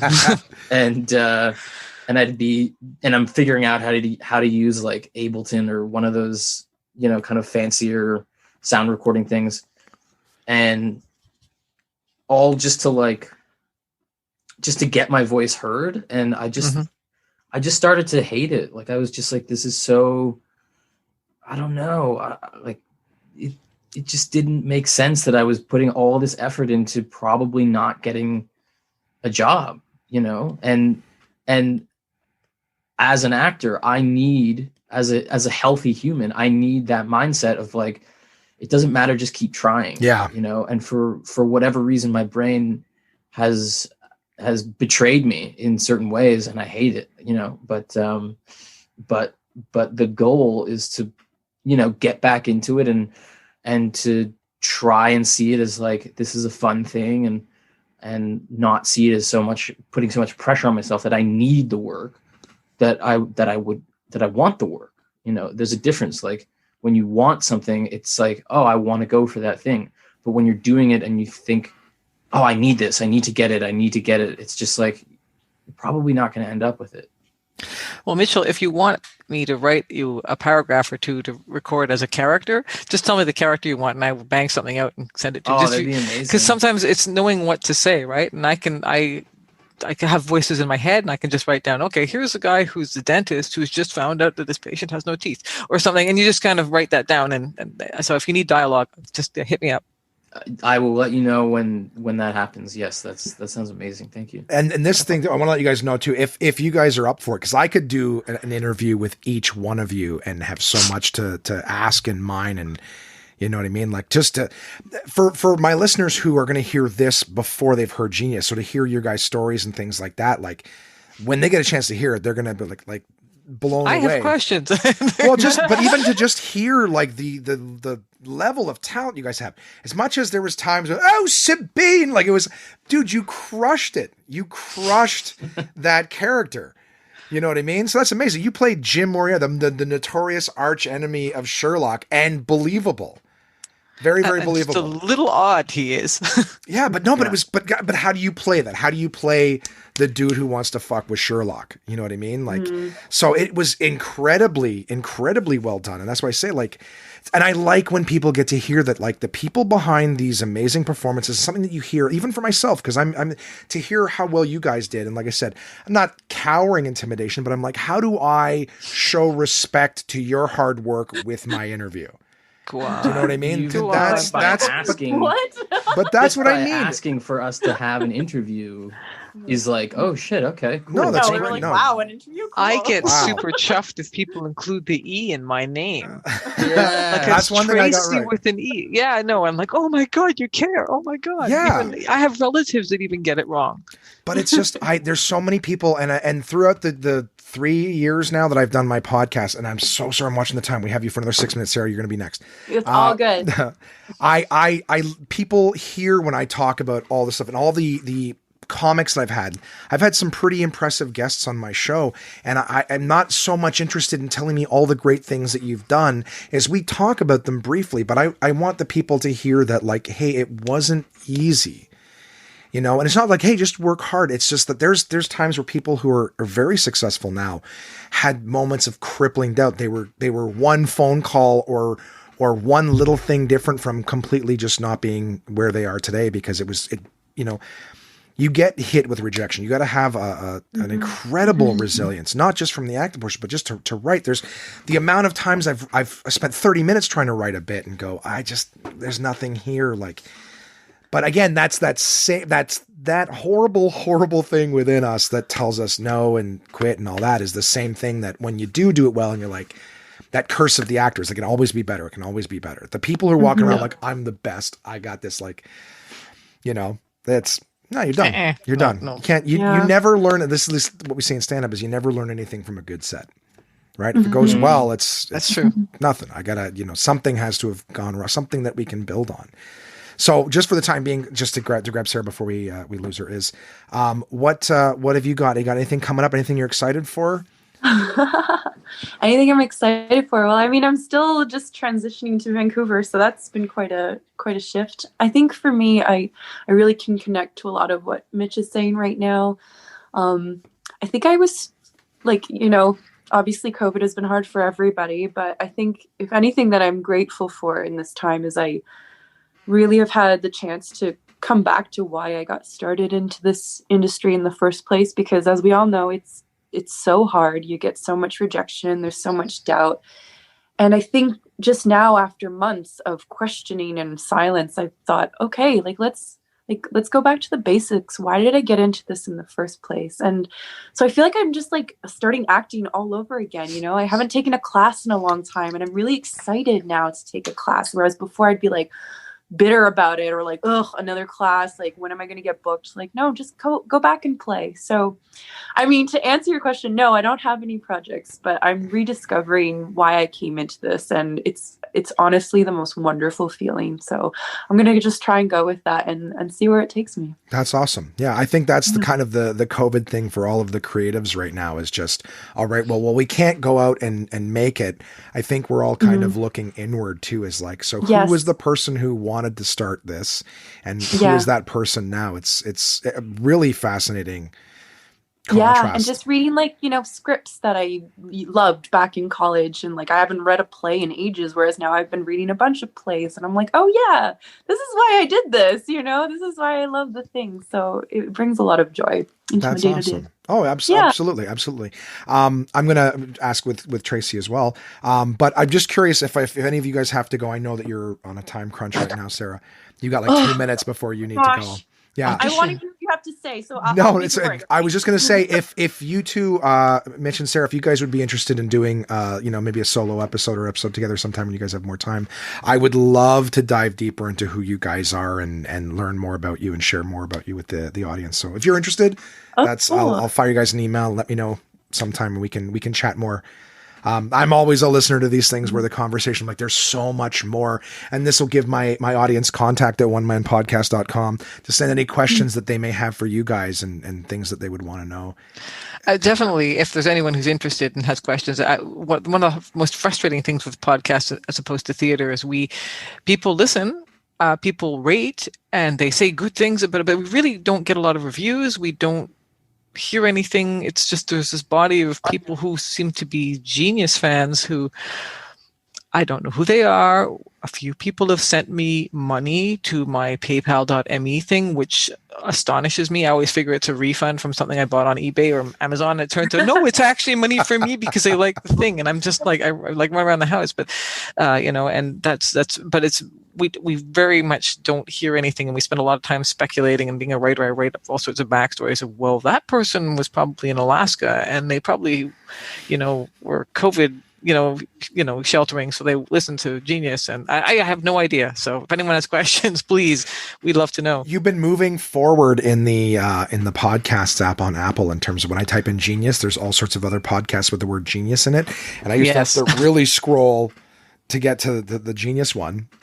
And now it's I think it's the fourth one that's there. Hey. There's definitely, there are days where suddenly out of nowhere, there's hundreds of people listening, and then someone will follow me on Podbean. I'm not sure even what that means, but I'm being followed, and I guess it's a good thing, and I'm very happy for it. And one other thing is just a plug, which is that there is the Audioverse awards are up, and I've been nominated. Well, there's a whole bunch of nominations, but you have to nominate a certain amount of people for Genius. So if anyone is inclined, and obviously your audience, Josh, will not have heard the podcast, so they won't. But I think I've been nominated.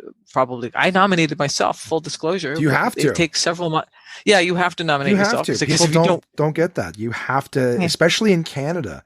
You have to promote yourself, and just not to take from what you're saying, Tracy, but just adding to sort of what, Mitch and Sarah too, is that, there's so many other people that will look at what you're doing going, oh, look at you have to promote. You have to, it's terrible that we have to work so hard to get recognized just by the general public, but then to have like our colleagues and things like that kind of throwing shade, as the young kids say, for just trying to work hard. It makes you, I've told young comics, I go, when they get nominated for something, like, that's nothing. It's just listen, there's plenty of people who are going to take away your accomplishments for you. Yeah. Don't do it to yourself. Don't do it to yourself. Excellent point. Yeah. So sorry, Tracy. I apologize. Yes, you definitely got to do it. You got to be out there. What do you think running for president is, if not self-promotion constantly? And people make fun of you for campaigning for votes. Yeah, that's what it is. That's what you got to do. To vote the votes, people. I mean, that's it. So anyways, and so if anyone has questions for anyone, I'm just thank you, Josh, for even allowing us to put faces to names. What you're talking about? I don't know. It's my pleasure to have you guys on. You're also incredibly talented. The idea that you guys have the patience to write and then to read scripts and to try to breathe life into it, I would sit there and just doubt. I can do stand up because I know what I'm trying to do, and it was but. The work that you guys did was absolutely phenomenal. And in Tracy, I would love to have you again on as well. Tracy and I had like an hour and a half long phone conversation just to set this up. And we just flowed with our mutual hatred of certain vegetables and things Tomatoes. Like that. They can go fuck themselves. Oh God, yeah. The worst. Really. It's like a midlife crisis vegetable. It's got Tracy's leather on the outside. I know, though. Vegetables and I don't go back. So and it was nice because I understand, as someone who hates particular vegetables, how maddening it is when you specifically ask for it to not be on your pizza or in your salad, and they put it in. And going, thank God I don't have an allergy. I just really don't like them. Menus drive me crazy because I'll go to a nice restaurant, I'll read what's on something, and I go, okay, I like all this stuff. And they bring it to me, and there's all sorts of other things on top of it. I'm like, why wasn't this on the menu? Yeah. I told you about the cauliflower 2.0 there was mac and cheese 2.0 that had cauliflower in it. Who the hell puts cauliflower in mac and cheese? I mean, this is what we're doing with our COVID time, is we're going to launch war on these these new creations. No, I know Mitch will eat anything. So if you think cauliflower and mac and cheese it's an offense, then I take would try it. I hate to be that person, but I would try that it. person. Oh, I would try that person. So. I would totally try it. But I think that the Canadian government should be working on a ingredient disclosure act on menus, especially in the time of COVID. All right. If I'm taking my mask off, I'm not going to take it off and be disappointed with what I'm putting in my face. So, but yeah, I mean, this truly an honor for me, guys, to be able to sit and talk with you. You're all wonderful human beings. And I would love, if you guys are cool with it, sometime when you're free. I mean, if we're all still waiting for the phones to ring, it would be, it'd be great to sit down and chat with you again and just be able to dive a little deeper, because I'm so fascinated by each one of you. Oh, thank you. It was a lot of fun. That was great. It was lovely. Yeah. Awesome. I'm glad you enjoyed it. Go kill that audition. Oh, thanks. I mean, thank you. Yeah, my critical is like, oh, whatever. No, I love it. It's that genuine thing, man. That's what people want to hear, though. Oh no, it's gonna be great. No, it's like, no, you're right. It's gonna be awesome. I'm gonna. What's it for? Yeah, that's what I was gonna ask. I don't know if I'm allowed to say, but it's just something in Vancouver. I know. No, I don't mean to be like that person. Is it TV? Is it commercial? Is it play? Can you say that what it is? Really? Okay, super fascinating. No. Please don't think. No, gosh, no, it's not. But whatever. We'll see how it goes. All right. How many emails do we have to get before you'll tell us something? Seriously. Yeah, exactly. Are you playing a woman? Yes. Okay. Yes. Okay. Yeah. Just try not to jinx it, Josh. Leave it be. Leave it be. Well, I don't want the Scarlett Johansson thing to happen to you, right? You could get the role, and it turns out that an actor pretending to be something else is not what an actor's supposed to do. I'm just teasing. That's a cliffhanger. We're going to throw a polarizing comment in at the end. Good idea. So are we ending, or are we all staying on, or should we all leave with Sarah? I have to run, but this was so lovely. Thank you so much. No worries. I really enjoyed this. We'll have you again, sir. Thank you so much for your time. It was amazing. Cheers. Take care, everyone. Bye. Take care. See you, Sarah. Good luck. Married. Now that she's gone. Now- No, I'm kidding. Yeah, That's- thank God. No, so, no, that's it was she's- great. I'm in terms of just I don't really have any more questions. I can always chat longer because again, I mean, and dude, the amount of relatability, Mitch, to everything that you're saying, like I would love to just ask you questions and even just for people, other comics who listen to stuff like that who are going, have you found any tools or anything like that in terms of sort of how to deal with the stress and whatnot and Look, I can get really honest and just be like I can just tell you straight up that I've taken such a step back that it just doesn't feel like anything has worked for me. Like even during the process of Genius, I was beating the shit out of myself. It was ridiculous. Maybe Tracey, you sensed it. I don't know. Oh, we all did, but you still managed to get good stuff out. So Yeah. And we kept waiting for you to say throw in the towel and say I can't do this anymore. But because it must be very hard because Jim is such a full-on engaged character and he has his own challenges, and it must be hard to be going through your own challenges and then have to be someone else. Or maybe it's easier when you deal with someone else's problems. I don't know. It's where I'm at right now. It's like I can't imagine acting. Like, which sucks, that's not where I want to be at. I want to be at a place where acting is a beautiful, fun, wonderful, joyous thing. There's a certain level of reality of the industry that I need to kind of contend with and just be okay with. There was, it's all those classic things of like practice mindfulness and do breathing exercises and, there's only gets you so far, or it only got me so far. My mind, I think I said it earlier, but like my mind betrays me often and, it wreaks havoc. So if there's been one thing that's worked, it's just, it's literally fighting through it and just, still going for it, which I was doing during these recordings. I still did it, and it sounds like it sounds.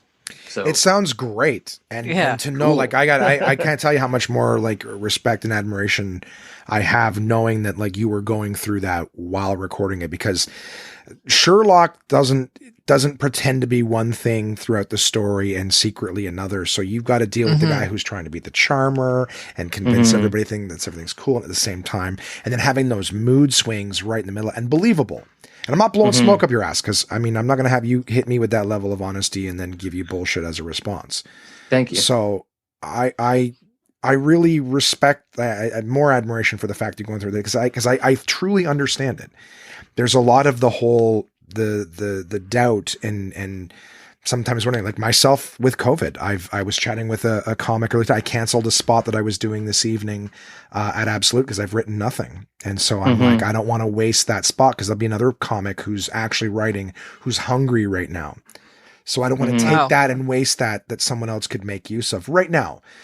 There's a part of me that knows I can't quit stand-up, but I've never been closer to just sort of hanging up the towel and trying to find something else that I feel will give me that security, if you will, or just a routine. Because I find with being anxious and stuff, like having to get myself going sometimes is so hard. So, it's like the gym. When I have a trainer, which is rare, they're not cheap. It's so funny. I get these introductory packages places where they're like, hey, 7 classes for $129. And then you're like, how much is it after this? $300 a day. I'm like, interesting. Right. Oh, yeah, If I had I 300, did that. Yeah. I'm like, I want to get in shape because I want to, attract someone. If I had $300 a day to burn, I'd get a prostitute and I wouldn't need all this stuff. You see? Problem solved. Yeah. I'm like, makes no sense. My math works. That's as good as my math gets. How much to train, how much It's to next just get the level, job yeah. done. Yeah.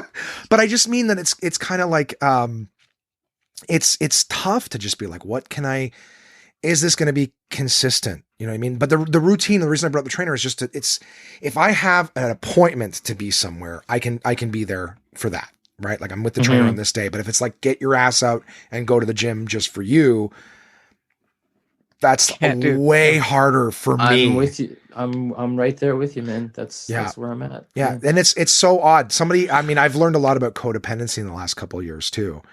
And I'm the kind of person How so? Well, I'll do it for other people.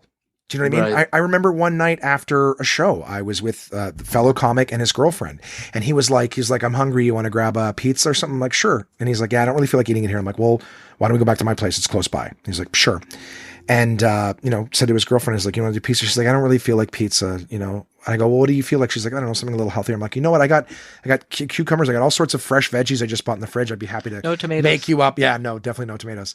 But I'm like, I'd be happy to go up and cut you up, like, celery, carrots, cucumbers. I do all that stuff for, get you a nice plate. And she's, I believe that you would do that for me. She's like, but if you do that for me, you should do that for you. And she's like, that was something that kind of hit me like a ton of bricks, because I'm like, the amount of eating garbage, like I didn't feel like cooking for myself. So I'm like, that's why I go with the pizza. But I would have, without blinking or even considering, I would have gone back and prepped all of that for her and then eaten the pizza for myself. Interesting. Yes. Without thinking, I would have done that. And when she put it to me like that, I was like, yeah, like I would definitely, I do more for others, but it's that validation, right? I want everyone else to be happy with me. I want everyone else to like me. So, I don't need acting. That's Totally. exactly it. That's what I'm That's saying. it. Like the idea of the generous actor, they just give and give and give.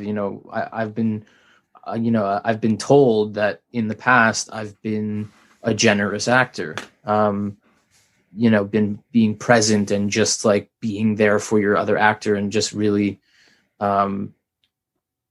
just being, that cliche, being in the moment or whatever. And that's where the zhuzh of acting comes from. You see two actors who are really there for each other. They're on, They're on, and you're like, yes, this is great, but when you can't be there for yourself, it's like you struggle. You struggle, and then it bleeds into the stage, and then you can't be there for your other actor, and then you're like, oh fuck, I'm dead in the water. Yeah. Sorry to be a downer. But No. To me, it's fascinating, and like I said, my podcast is supposed to be a comedy podcast where I make fun of my week and I make everybody laugh. I listening to even actors too saying, why they like acting. For me, it's the stand-up. My stand-up is the mask. Being funny was what gets me accepted, right? At a young age. So it's like processing pain with humor or whatever. But it's like when you're making people laugh, they're accepting you, right? And then you just learn over time to just be funny all the time. So when you sit down, you have a real conversation with people, they're like, oh, that you weren't funny. That was kind of a down. It's like, well, that's me, right? Like I've taken the mask off, and I find that I've talked to a lot of actors too, where it's like they like acting because it gives them a chance to kind of be out there and do something, but it's not themselves that they're putting on display for judgment. Right. Josh, have you seen the Hannah Gadsby Nanette?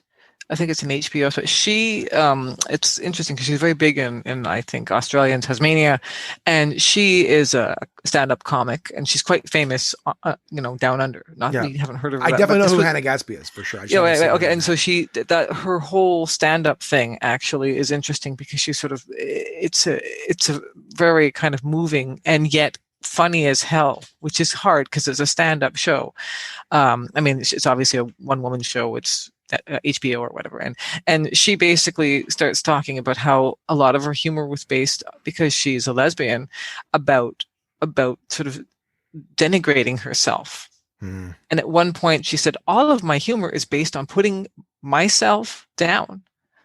And the whole thing is a stand-up show, and it's very funny but she kind of explains it all, and it's brilliant because a lot of humor can be you actually putting your fears and anxieties up for other people to mock, and you got to watch that you're not giving people a stick to beat yourself with, right? Right.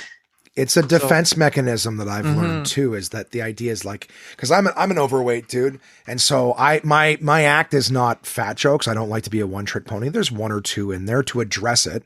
If you're gonna be somebody, like, that's one of the things you learn in stand-up, is that you can't just go out on stage and start calling other people. You have to be self-aware too, because the audience, whether they want to or not, are gonna sit there and think like, well, who are you to throw judgment out there if you're where does he get off with that? Yeah. So when you make fun of yourself, you're kind of letting them know, like, yes, I'm addressing it, but even pre-stand-up, just outside of it, is you start to make fun of yourself, right? And sometimes people see it as like confidence, but you sort of train them that you make fun of. Now you doing it because you're like, well, if I call me fat before you do, I take the power away from you. But I'd rather just us not think about that at all in general. Mm-hmm. But it's out there. So you're kind of like, I'm trying to take that power away from you. But what you don't realize is the more you say it over and over again, you start to you're reinforcing that. Internalize it. Yeah. Yeah. Well, you reinforce that image of yourself, and you're reinforcing to other people that you got that image. Like people who, I got friends who are like, oh, I'm an idiot. I'm stupid. I say dumb things all the time. It's like, well, stop calling yourself stupid. We all say and do dumb things. The amount of people that, wish they could take back the flubbed line or the stupid thing that they said. It's like, we're human, it kind of sucks now because in the canceled culture time, even before the canceled culture, when everyone's just getting mad all the time, it's this, I was chatting with Pete Johansson, a great comic and one of the most well-read individuals that I know. He was just saying, we need to be able to make mistakes. That's the biggest thing, is that people are making mistakes now, and one mistake ends everything that you've done. When you listen to people, it's just like, you have to be able to learn. And the thing is, and I'm sure anyone with anxiety or whatever knows, is the more worried you are to make a mistake, the more prone you are to make one. Like overthinking everything. It's terrifying. And that's just one mistake and you're done. It's like, people need to be allowed to make mistakes. And I like conversations like this, because rather than just like, hey, wasn't that great? Oh yes, we stood in the basement, we did our lines and everyone did fantastic. And I said, yeah, and I was inspired by, like, it's like those things are important, but I like when someone hears something and goes like, wow, like, cause I guarantee you from myself, I would be much more interested in hearing your performance, Mitch, knowing what you were going through with it and going like, oh shit, I want to hear it. And then to hear the great work that you did, like, I guarantee people's minds will be blown, because I was really, really, really impressed with all of the work you guys did. Tracey, I can't even tell you the amount of times I thought there's no way I would have the patience to I could just writing a story in and of itself, writing one scene, I'd be sitting there going, this is garbage. I can't do this. There's no way that this is going to be interesting to anybody, blah, blah, blah, blah. But then to write an entire script and to have to do research into making sure that what you're talking about, like, just, again, miraculous is the word that I would use. It's funny, like, we were talking about things. I don't think I'm good at math. I am not good at math. I have no math, but there's math in this thing. And I swear to you that it, at the time, made sense. If you ask me now, gave me a test, I'd probably fail miserably. But again, I have so internalized that I'm bad at math that when I can, and that was from like high school, right? I didn't pass grade 11 math. So, and here I am talking about, finite time probability limitations and Feynman variables and things. It's really like probability and statistics. I have no idea. And actually I understood it for parts, and that, and there was a part of me going, I thought I was really dumb, but some of this actually makes sense. I don't think I'm going to have a career as a mathematician, though, but I'm just saying that you kind of really, you start to invest in your own vision of yourself as a failure. And that's really hard. So, and that's what's cool about doing this podcast, is because I said, screw it. No one's ever going to hear this. We'll just do it. And then it turns out that, the only thing is I have a very supportive best friend, my bestie, and I always call her Patient Zero. And she was very keen. You've got to put this out. You've got to put this out. And she was kind of the fan that would make me write the next episode. She goes, what happens? You're not going to stop. So, okay, I'll write another. And, so you were writing them one episode at a time. You didn't write the whole thing? I intended it to be a series, but I thought, well, what you do in the industry, if you're actually a writer in the industry, you would actually write maybe a pilot and maybe something. But then after the first episode, I thought people won't understand exactly what this means. So I did a second episode. I said, well, no, they're still not going to understand it. And I wrote about 2 or 3 more episodes. And then I said, okay, well, I'd have to leave it to another writer to figure this out. And my friend and my husband both said, no, the hell you're not. We need to know what happens. You've set everything up. And so, in fact, when I told I gave my best friend Mitchell's audition tape, because we basically said, here, read this into a microphone and act, please, Mitchell. And he went and he did it. And she was like, oh my God, this is the guy. I said, well, okay, good, because Sarah picked him too. So I think we're on. And, and he didn't disappoint, as you know, Josh, you've heard it. It's, it's really good. Yeah, so it's really good. I mean, but that's the thing too, is at times that there's the person, like I said, there's the person's annoying you, but that's what they're supposed to be. They're supposed to be bothering you. You're supposed to root against the villain at times and things like that. So the idea is that when you're doing that, you know that person's doing a good job. As much as you're like, oh, his voice is so annoying. It's like, yeah, well, sorry, no, that's not what I mean. I don't mean your voice is annoying, but I'm saying that at times, like, oh, Beanie. Like when he's bothering her, well, that's what's supposed to be happening. If it's working on you, it's working on the other character at the same time too. So I was really, really impressed. There was a few, I mean, I'll be honest, the Sherlock was the least, I felt the least connected to Sherlock. Being the one character who I know in advance, do you know what I mean? It's like, that's the protagonist that I'm aware of in many different ways, is to be the least. I liked Watson better in terms of, and I don't mean the acting. The acting I'm like, this is Sherlock. I knew it was Sherlock talking. There were times where there'd be a few people in a room whose voices were similar, and I wasn't 100% sure who was saying what at what time, especially when it was very quick back and forths. But Sherlock was phenomenal because I knew it was him every single time he was speaking. But I didn't love him as much. I didn't buy into his character as much as I did Moriarty and Sabine. Well, James Loy did come in later because we had someone before and he had to drop out. And James Loy, he's a very experienced actor, and we were very thrilled to have him because he's actually probably the only person who's actually genuinely British. He's English. Oh, is he? Yeah. So we were very lucky to find it. Try finding, English actors. I mean, British actors in Quebec. It's not that. Right. It's a very, very small pond. And we kind of wanted people with a theater background too, because we knew the way we wanted to do it was people in open. We wanted that back and forth of conversation. We didn't want people just reading lines and then, So. I have such tremendous respect for what you did. So I'm treading very lightly with how I say this. I'll take a deep breath. He sounded like the most professional sort of actor, and that's what I didn't like. You like the rough edges. I wouldn't even call them rough edges. You guys sounded more comfortable. He sounded like the old, hey, let me tell you something. Hey, I'll tell you that whole. He sounded like he was doing a Broadway show. I'm not trying to run him down because the performance was great, but I'm just saying I'll give him your address, Josh. Please do. No. Tell him to come. We'll have a conversation. No, but he was fantastic. It's just I felt more like I was listening to one of those old radio shows when he was talking, and when Mitch and Sarah were on, I felt like I was listening to, I don't know, I felt more genuine. I connect more with the That's great. That's great feedback. That's really good. And if that means anything, again, Mitch, not blowing smoke up your ass. Like, I was thoroughly impressed. So it was great top to bottom. Like I said, his character was very identifiable, but I didn't love him as much. I didn't love him. I felt like I was listening to an old radio show when he was on. That sounds horrible because I would hate, again, he's an actor too. I'm sure he goes through the same. I'm not trying to give him anything that would cast doubt on him, but he had to do a lot because he came in he had less experience with the script than possibly everyone else. And so I would kind of guess that perhaps he had to sight read some of it too. He might have been kind of feeling that, well, I'm Sherlock Holmes, so I'm going to do the Sherlock Holmes. And the Sherlock Holmes is kind of the character I didn't write, even though I wrote all his dialogue. There are a few lines that I used to throw in there. Almost every episode, there's one line that's actually from a Sherlock Holmes novel. I don't care for it. Yes, and it's sort of like, and so I would throw a line in just to make sure I was on piece with making sure that it sounded like Sherlock Holmes. But there was that. But he had of anyone, if we add the lines up, he has the most to say. Because Sherlock kind of runs off at the mouth. Right. I think it's probably the hardest character too, because he's the one that comes in with the most notoriety.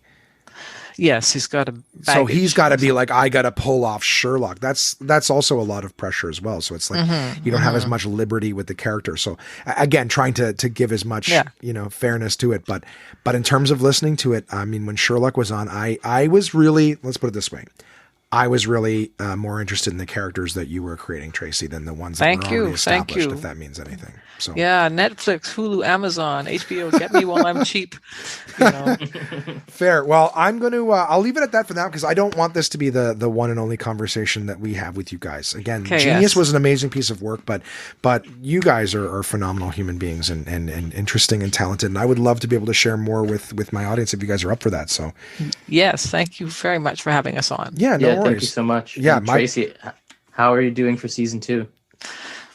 I'm pretty much the last episode, but oh, okay. So we are. I was going to ask that. I thought I'd save it for the Trace, but so are we? We got a season 2 coming.